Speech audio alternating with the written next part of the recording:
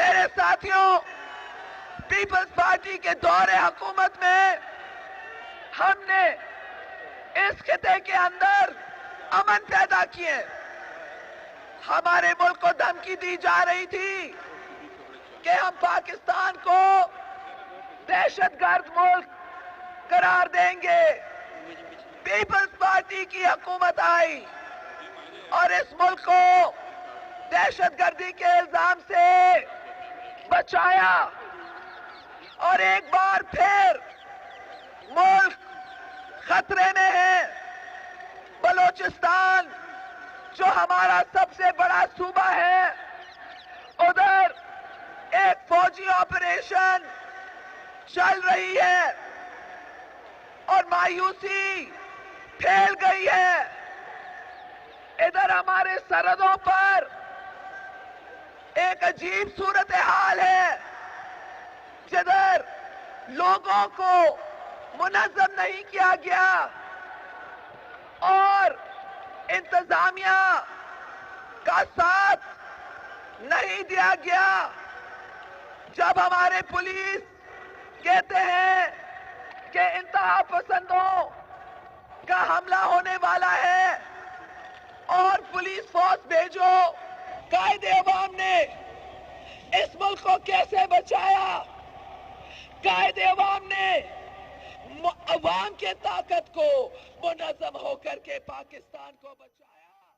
Dadyal property league کے زیر اہتمام شہید رانی محترمہ بے نظیر بھٹو کی 72ویں سالگرہ کا کیک کاٹا گیا اور ساتھ میں چودھری ظفر اقبال کو لارڈ میئر بننے کی خوشی میں بھی کیک کاٹا گیا. ڈڈیال پراپرٹی لیگ کے مینیجنگ ڈائریکٹر خواجہ ذوالفقار حسین نے اپنے آفس عالم راک روڈ میں کیک کاٹا، جس میں مرکزی چیئرمین ڈیرا گروپ خواجہ محمد بشارت اسلم میر، مرکزی چیف ایڈوائزر خواجہ محمد یاسین بگا کی بریڈ فورس سے پروگرام میں خصوصی شرکت، جس میں چودھری طارق چھترو، خواجہ افتخار حسین اور دوستوں نے شرکت کی.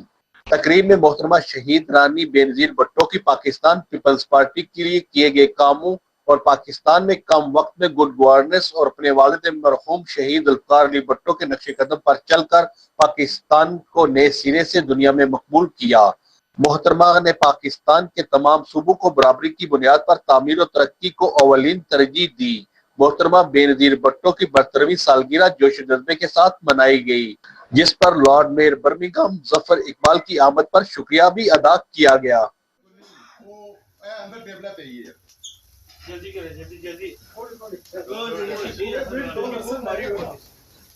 لارڈ میئر صاحب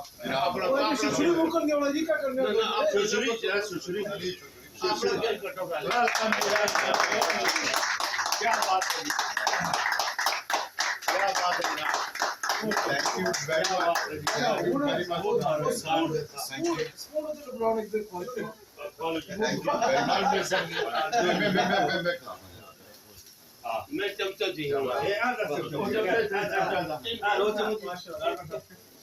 واپس کال ہونا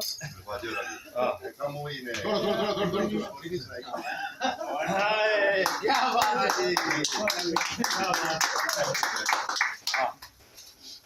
بات ہے. بہت مبارک جی لارڈ